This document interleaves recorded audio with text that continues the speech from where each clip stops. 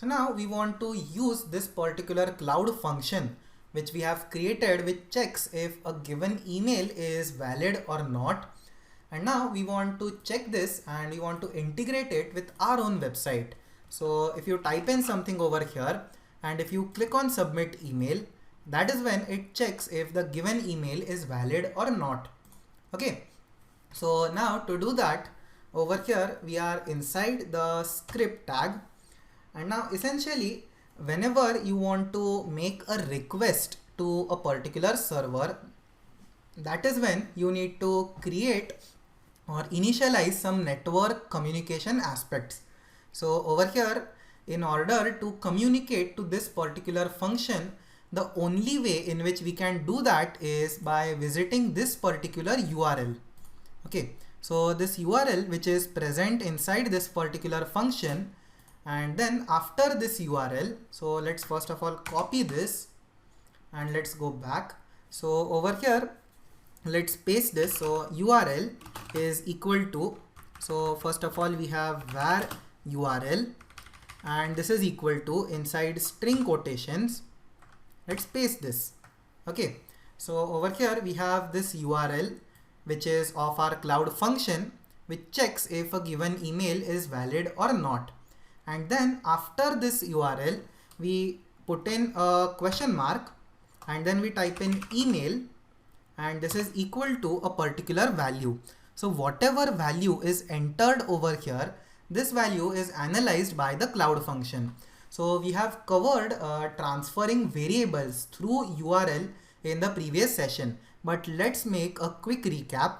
So essentially, if you go to google.com and let's close this, let's zoom out, and over here if you make any change or type in any command, then inside the browser URL tab there are a lot of parameters which are passed in after the question mark. Okay, so essentially any parameter written after the question mark is a way to pass that particular parameter to the cloud function. Okay, so over here with this we want to also add in a value over here. So email is equal to ABC.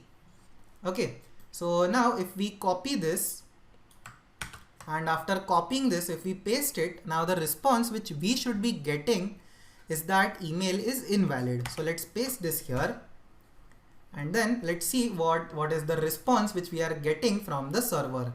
So over here the response is email is invalid. Okay, so with this let's go back to the JavaScript or to the HTML file, and over here now we want to do something which will simulate this particular request. Okay, so over here let's console.log URL. Okay, so with this we are printing the URL. So let's go back to email checker and let's refresh this. And over here, as you can see, we have the email or the URL which is printed out. Okay, so with this now we want to also execute this particular URL from JavaScript.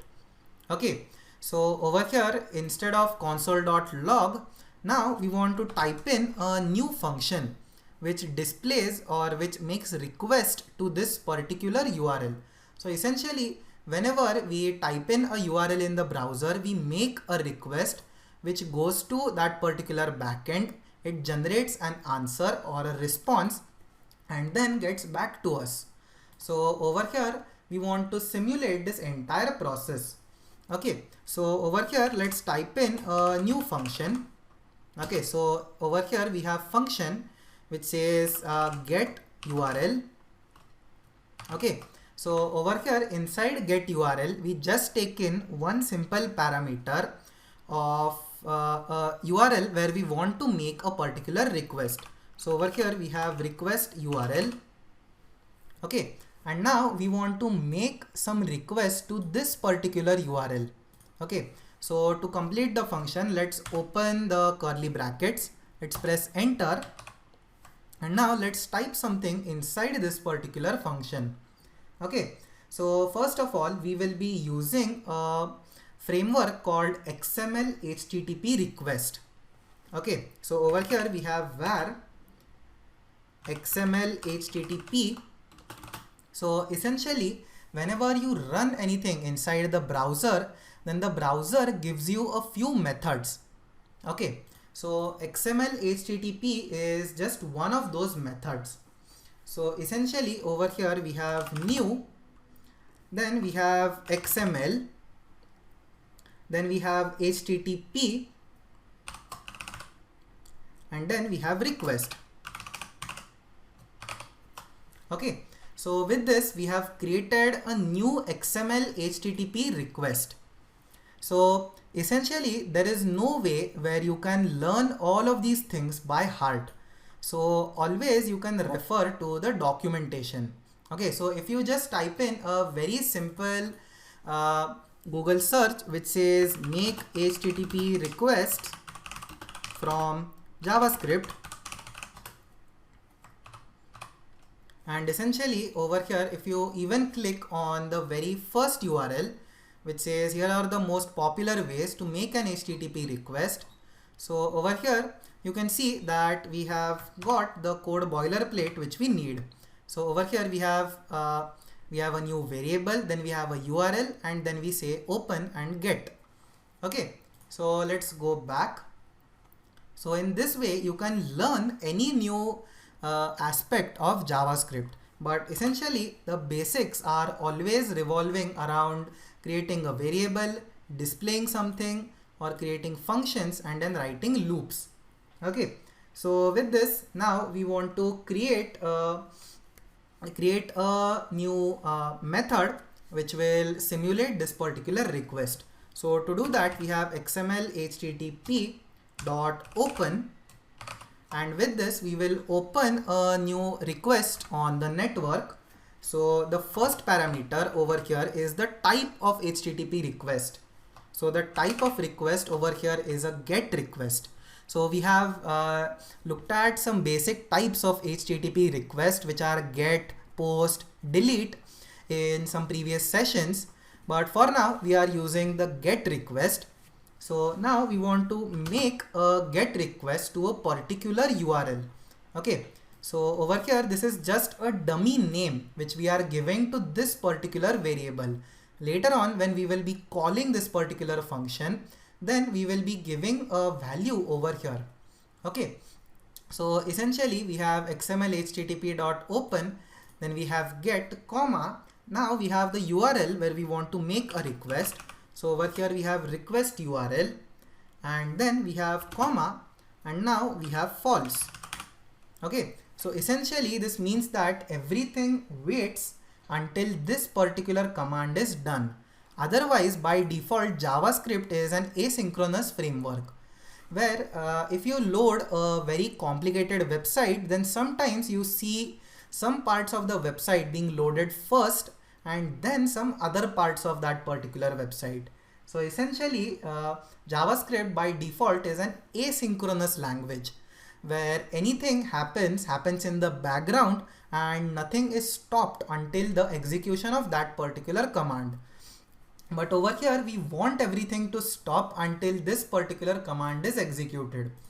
Okay, so for that we have XML HTTP dot open, and then now we basically want to make in a request.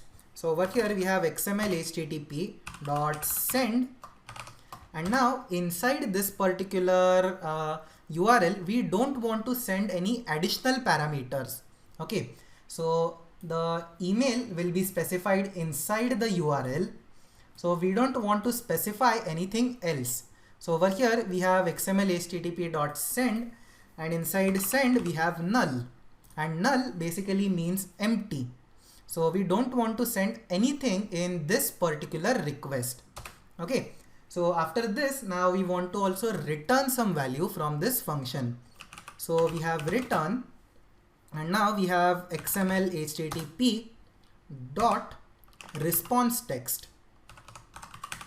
So we have response, then we have text. Okay, so with this we have returned the response text from this particular function. Okay, so now after this is done, now let's call in this particular function for this particular URL. Okay, so over here to do that, let's call this function where we say get URL, and then we put in round brackets, and over here now we specify a function or a URL name over here. So now the URL name is stored inside a variable called URL. Okay, so let's use this same variable over here. So essentially, instead of string marks, let's directly use the variable called URL. So essentially, this entire text will be passed into this particular variable or this particular method. And then we will be making a request, and then let's look at what the output of this particular email is, or what this particular request is. So to do that, let's wrap this entire thing in a console.log statement. So we have console.log.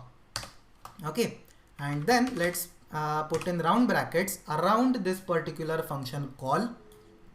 And now let's go on the website and let's refresh this. Okay, so over here, as you can see, first of all, we have some errors on the console. So let's zoom out. Okay, so let's look at the very first line, which says welcome to my new website. Okay, so then we have this one warning, so let's ignore this, but then we have an error.